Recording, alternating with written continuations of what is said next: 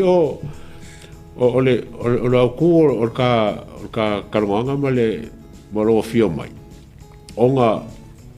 e fou le mele nga mangu mai le aso ngafi e fou le mka upu lea e le ngaka le fou ia nganga e whaafonga mai i sisi vai ngal makalonga mawui o le whaake ia o Samoa ai maise ia o kounge ia kofo i mangisi i le mele ukupu mai i leo singia ia wa levanga kaukua i kongo o le malo sa ele fofuanga e whailoa mulmuli ai lau whailoa lava ko lua o ngangai ia o ngangai lisi e whake ia o mka upu lea lio e whake ia o i le sau o le swafa o ngangai e a fia mka upu lea i lau mai kau ako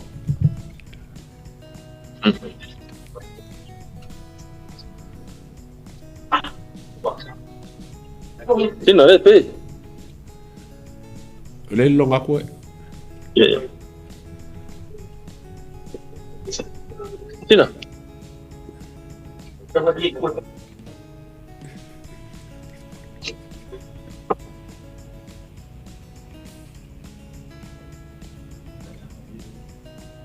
Yo. Le longa koe lio.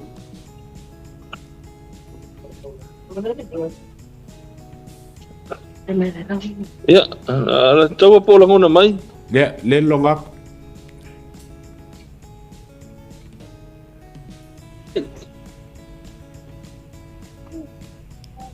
Ya, ane tawa. Ya. Oh.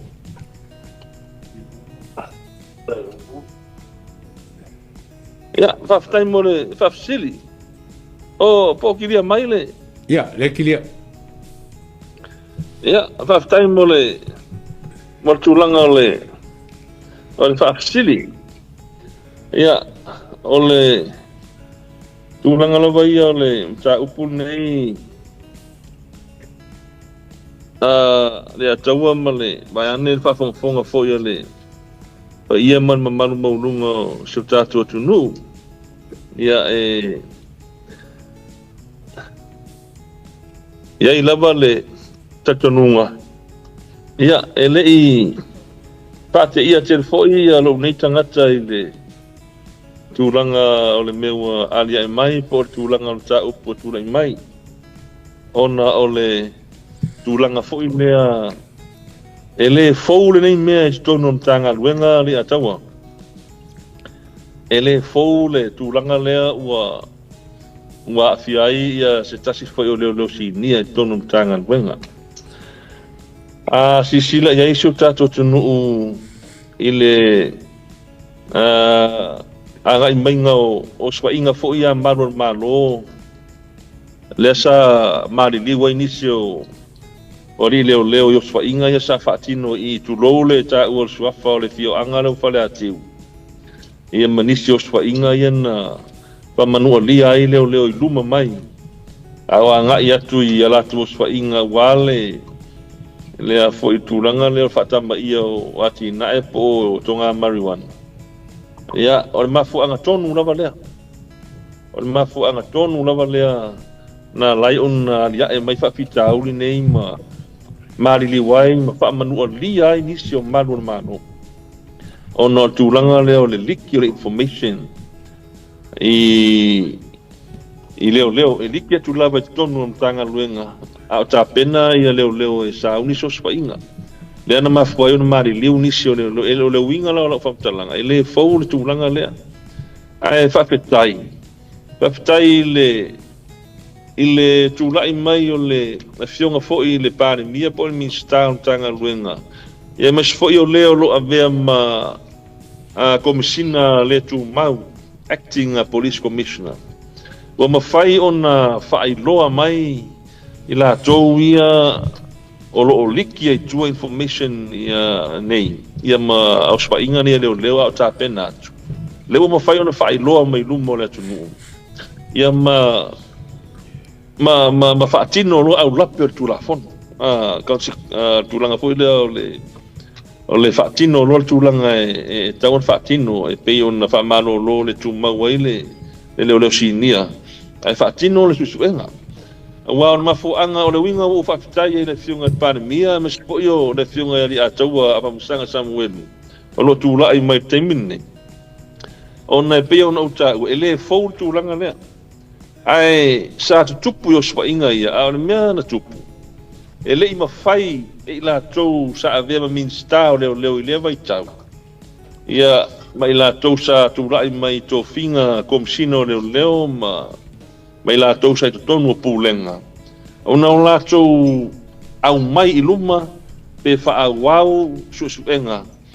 Ia mawhai loa mai, ia suafa o leo ia sa like information. Ia mafuai ona mari liu ma fia leo i na fia. Sa tanu mia lava tūlanga uma nei. Sa tanu mia tūlanga uma nei. Ona o le mafuanga. O ila tau o like information ia po o whamtalanga ia winga i oswhainga leo. Ia o leo si nia lava o tanga ruenga. O ila tau lava o mia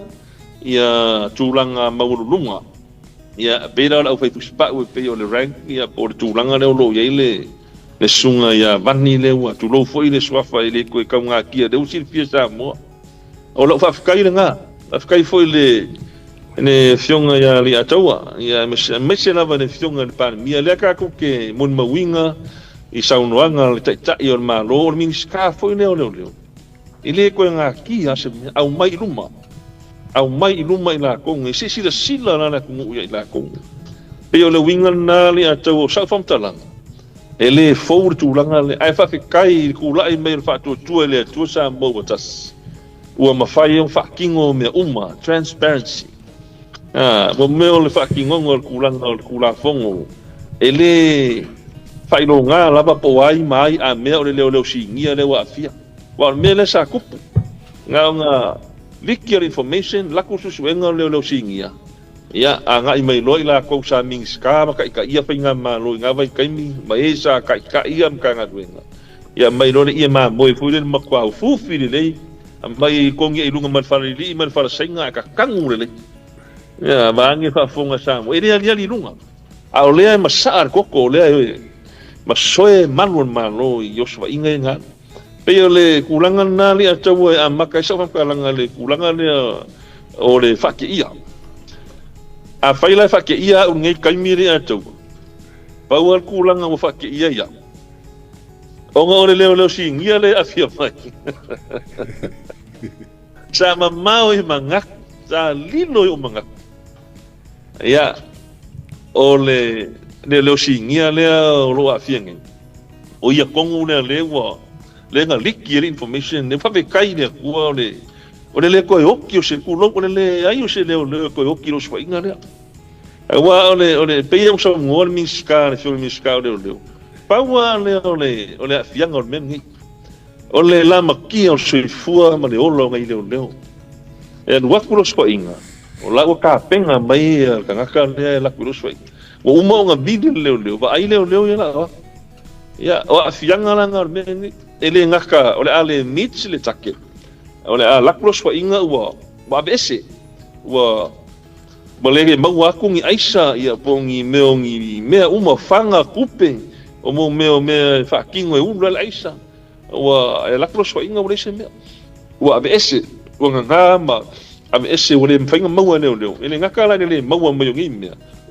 wha wawe pere so ringa kula fongo ma le whaingo la isi a o le kula nga sili leo nga lele o le lama kia o leo ma whioki ma ngu ai leo na o ko si le so inga ia nge le mo me isa e makau kia fanga ma upenga ia mo mai unlawful weapons makau kia fanga ia pai si maro lo si upenga ia mo mai o la fa kai nga li akaua o le wako so inga ia le o yese loko mulai le o ise manga ku ngaka ngi ka fanga mai leo pe e so fai mai fa ko ai mai no po leo a penga ia mo mai e magwai ko kele leo e fai nga la makia mari liu ma fio ki pe fa sanga mai ka le ka fanga mai leo pe si malo lo si o penga ia mo mai fai e per kulanga nga li ataua ai mo i le vai nga le po kali sili le ataua mai fisili mai kali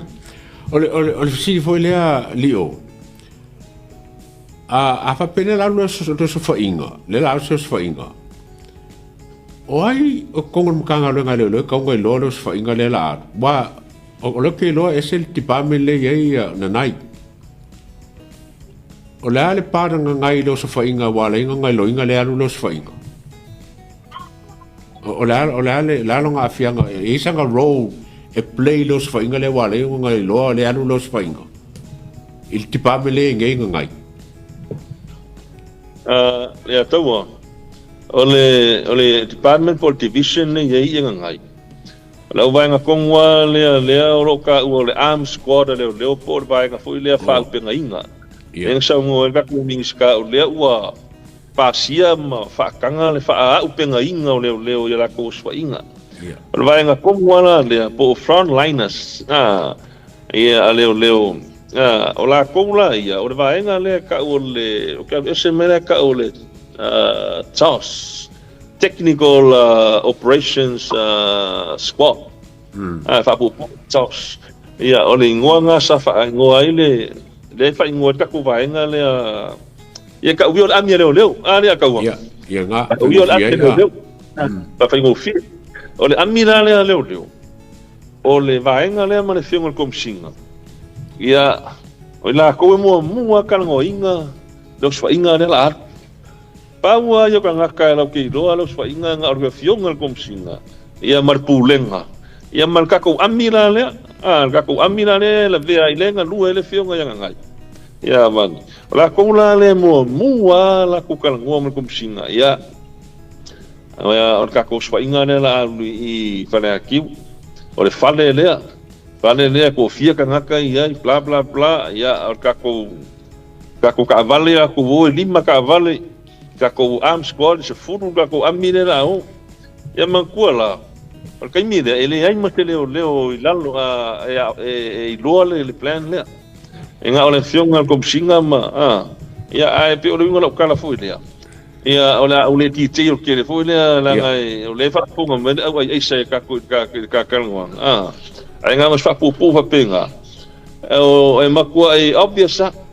kulanga le o le uso le wa fi e le kulanga i ka ko amni la ko la le mo mua kala ngoa ma le fiong kom singa i le planning ko ia wa a ka mi fa ki ngono swainga ia mo mua ka ko va nga le fa penga inga ki lia ko me ia o nga fa ko a dwa ko le back up ale uniform policing ia por ka ko vai nga foi le ia ele o fa penga inga ia wala le fa ki ngol kulanga le ole sedge ia ole foi ole sai mai la ko le a ma wa ku ia ko ai marka pu inga waka o isi o nganga uma e muli aku kuanga ia o ka ko frontliners o ka ko ami de la mo ki dia mo me so e kana fea unga la mai ke le ale kulanga foi le ole kana fea ngai o msan yanga le mana fianga foi o le msan mia ile kulanga pe fa maro no ngi ia ile liki ole information na wanga nga nga fa o briefing kom singa mana ami au ka kongor ka mi kongwa le o mai le ka ko amila sa ngila o ka pa kwal me nga sa ko liki nga me briefing ala fa ma ia kulanga dia ya laku le rate pa ko sa ka vale foa ia kulanga pa o ka vale pa ko sa ka vale male ko puanga le lo so inga wale mau ko inga ngaka wale ka vale ai aku fa ko pe ma se lima se fulu mingu ke karunga o esa ka ngaka mai ile me la ku so inga o ngala o kulanga le nga le briefing ya era ngo winga kulanga vole le nga ngoi me ya ole o ai le ai kire me nga ngoi me fa le ka ua ya pe sau ko lang ka vale ki ya au ngi lango nga ai video ya ya John ya vai ka ko so inga le la o ese ro ke mingi ya fa penga o kai mia nga like kai mia nga me briefing ya o ulo marke fong bil ya ale o nga ya fa foi o riki mas information man ka ko vai nga foi dal inchao nga i se leo ia o nga I loa lo lea le leo lea ka leanga I a mea ono swainga le ka penga kai au po kana kai au. Ia o mela nga ku. E mua video ia e lakulo swainga. Ai o pulanga na o vai nga kongwa lea fa penga inga ambia ka ko. Ia o lea nga lua ile ia leo lo kusambia ali atau. Longo winga lio o le briefing le fai nga umaharu no moro swainga. Ia. E maanga ia kele le wala lo fai ai. Ai longo winga la a faila o le ami le a ngai le o e faile o so fainga ai ko ngofo makaulanga ami le lao. Le lao. O se me silila o ngaleanga ma very dangerous le mele o vai. Le kio a suspend ma vese ya nanai o nga e phoninga mai maku ya langa mele nga fai. Kusa no ngofo makau ka kalanga ya ba nga le la no fainga. Ela ve male si ko kasi de fa ni lengo. Ya taua. E faisi o ngā kulanga ne. O le kulanga foi le o le fisiringia o le kulanga le whakingo e la kou e pela o le kai de o singia le a fia mai ngai. Wa le fisiri mua le a kou ai sea. Wai, wa mele ngau foi ko nga fisio ko mai na. Ai sea wa. Ai sea le o whakingo le le kulanga ne. Ai sea. Ale me mua. Le ia mo fai aku. E ala o involved le mengi. Kulanga foi le o mo fa mangyang kau kupe o le mo mai kanga ngai le akau. For his own benefit. E fa mangyang kau kupe. A kupe foi. E lo ele ka mai kupe ia tipa ele. Ele ai sa ia le e involved me ele ka mai kupe. Ya o le winga la kala. Ele o se kulanga foi le karfe ngai o vai la wa fai le ia molonga maukingoa. O le ai mau ia fa mangyang kau kupe. Ya kake ia la kupe ia mai awar parpala le la ko yo le ko fanga ai ya kalusia o ngi fanga ai ko rua mar fanga ya fai foi so kanga fala inga ya mor kanga kala vai ya lo fa mau ngi la ku sa vali nan ka ko fai inga kanga ka ia fai la is ave is fo kwanga ola nganga ia fa ku ka fi me ya lo nga ya ka so mo ia ka loka mi kanga ka ai fa ku ko le uskai ia ka loka mai o le bongi nga le lofa yo ia pe ave ngu you know ia o le sikulanga o le ia kulanga foi le fa maong ia mountain men le fa maong ia mesala le pe kai de lo singia le ka ko lo le ke le o fa ku nga sa ave le uso le ke le o fa ku nga sa ave le uso le ia nga kiuke ia na le ka bengo le pa mi o sa mo so sa ku ngol langi sa ngai ai malanga ai ko ki so la langi o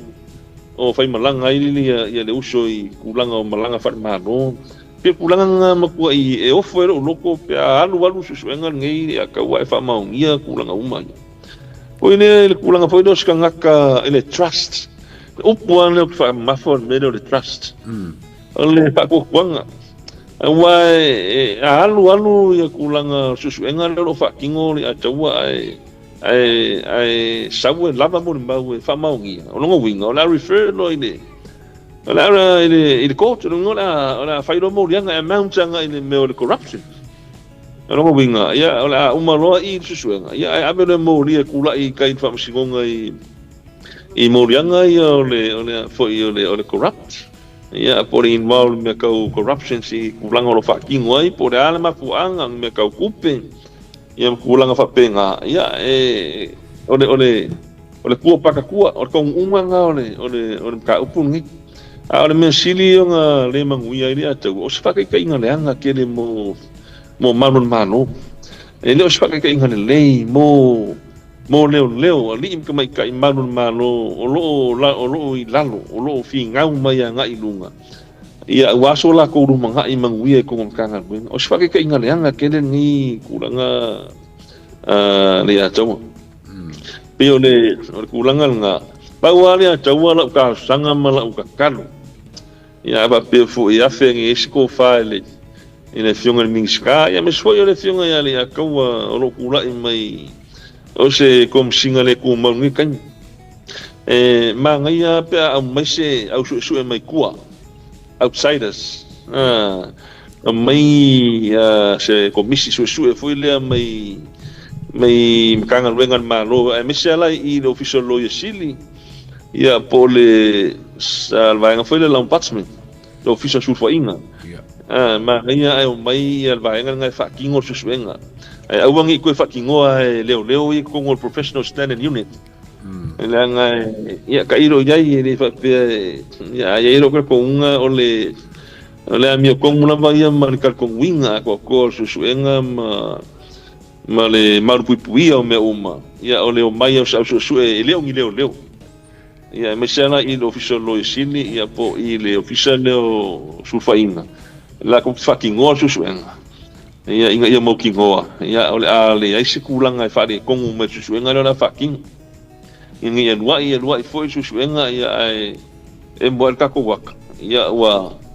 ka ko fo ia kama fo le la puri ma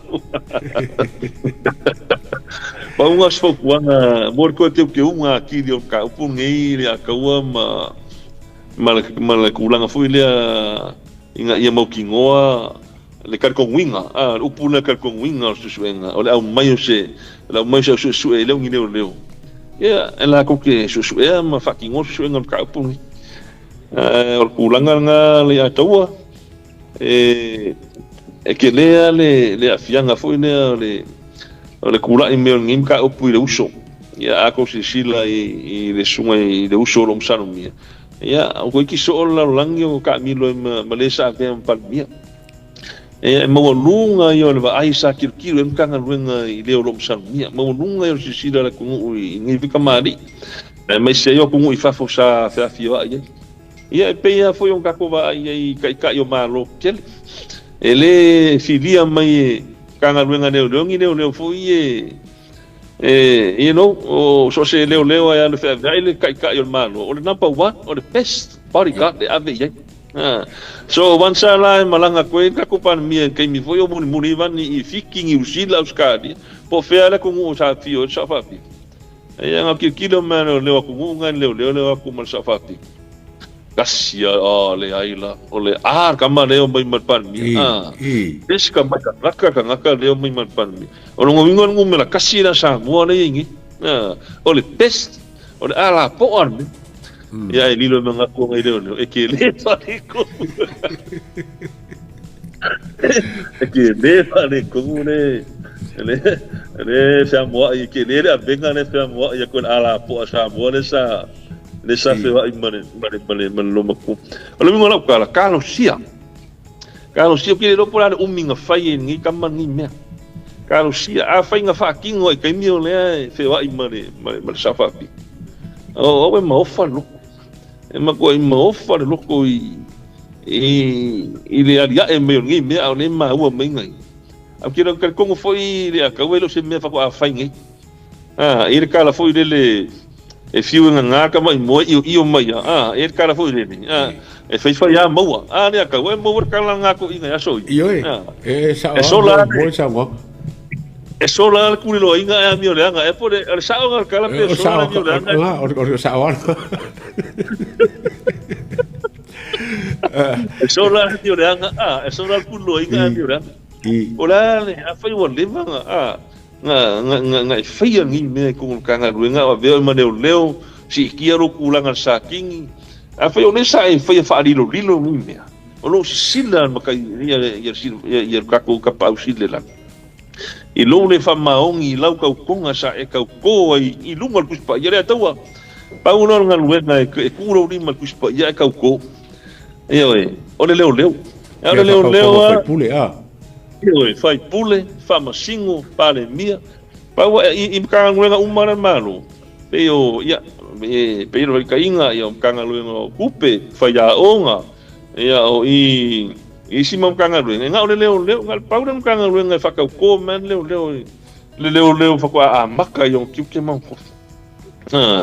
Ia peo kulanga nga ai ku aro ri mangal kuspa ia alu lo mala ko ngari aka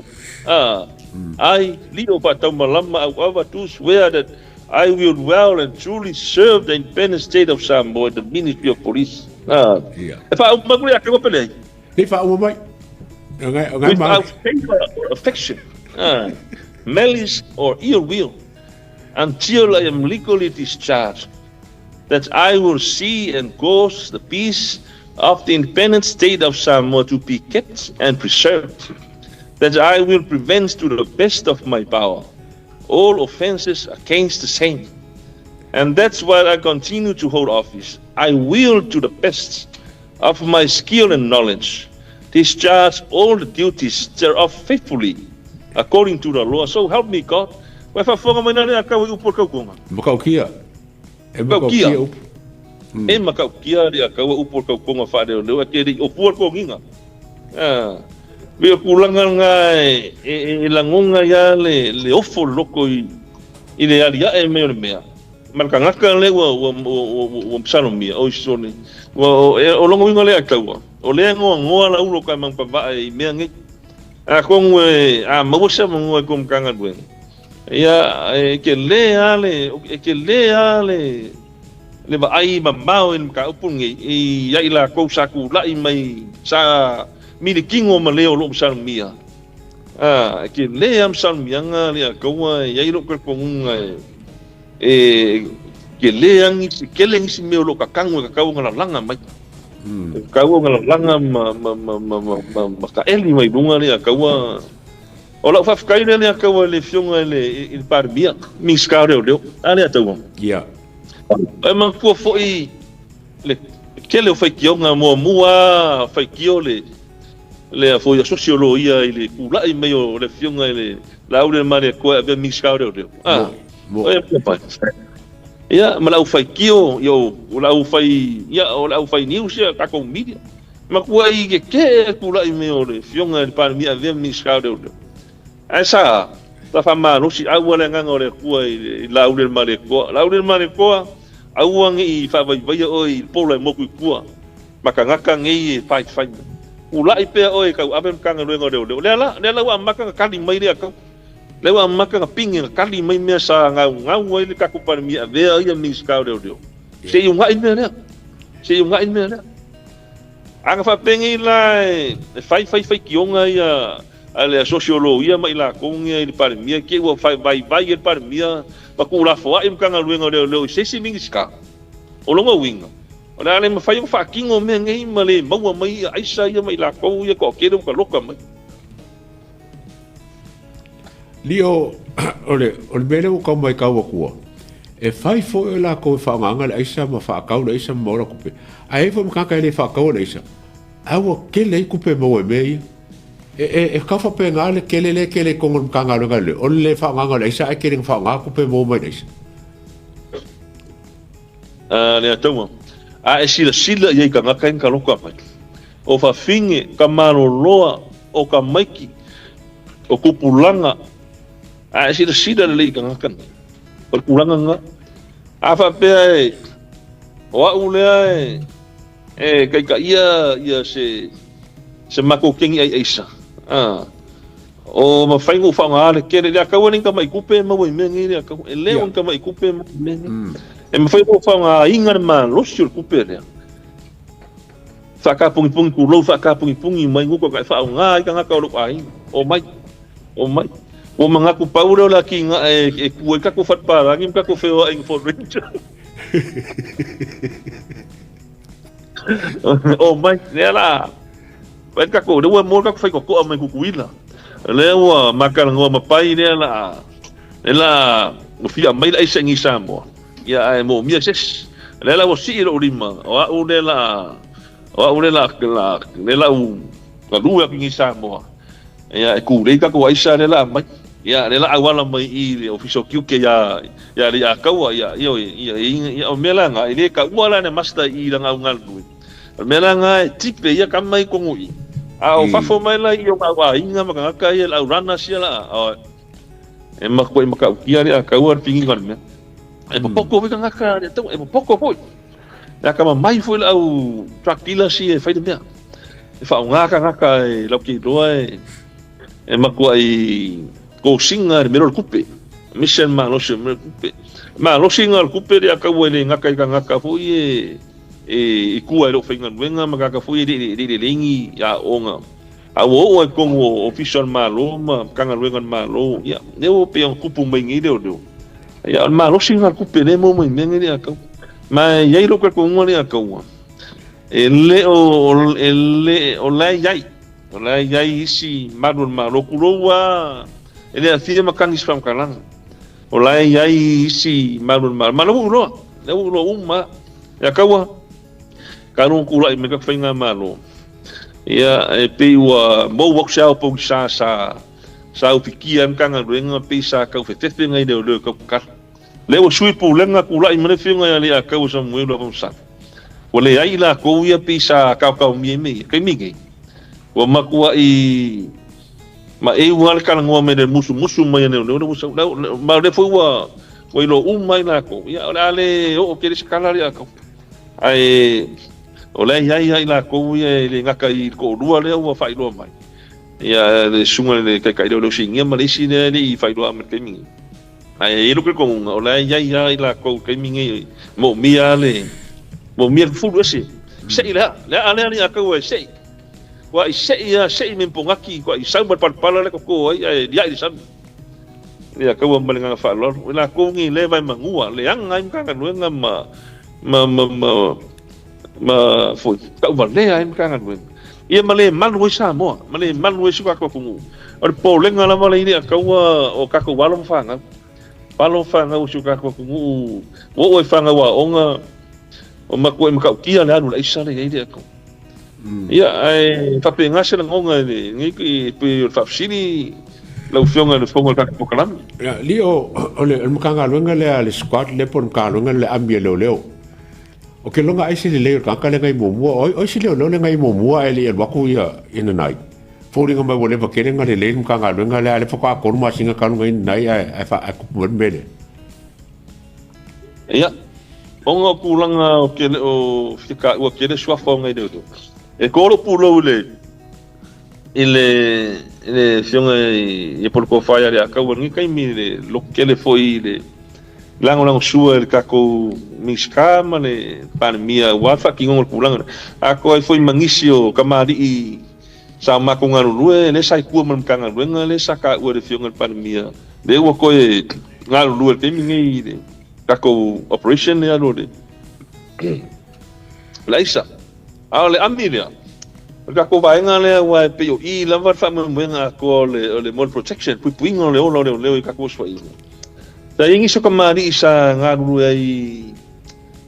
le kai mi wo ko ngai ke le do ya o le wingi usila for good ya le si kamari dia o tangaloa tari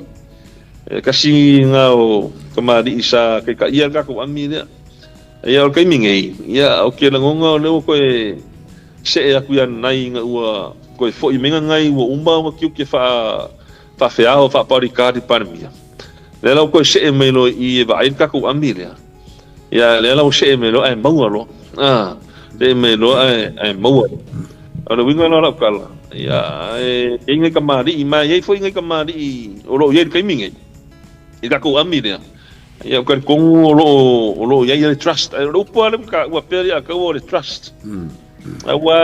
usually ya so se le mo ri kai fam singonga e we la le sunga ngai ai ke wa alu ai fa ma ngi mo ri ai fa wa fam singonga lo pale ka ke le fa long e ko la longa fiunga fam singo pe o kai me e ko la ila fa unga a ri ku nga mai fa salanga o se leo ulanga bo le wo uma ko la ia ku le o mitigating factors ku le o le kanga ka mo ri ia mo ku le sa nga lue kanga lue nga leo mo ko su ka usanga ia sa nga lue le vengo pandemia ia sa nga lue ia ame o misi ngai pa fo le ko lau mai langa lo ia ku le o ku le uma na ko lau ia ai o lo kai me ko lau ia ngai ku fo I a fianga po o so nga ku la fo ngoi fa king ia po le aggravating factors pa wa le upu fa mafa fa singo ia nga ko lau nga fa yonga le upu le breach of trust ale ta we mo ya oki mai me Quan fa lo pe ia fa singo pe fa ia ko longa breach of trust le fa ko kuanga le sa va ku ki oi they were breach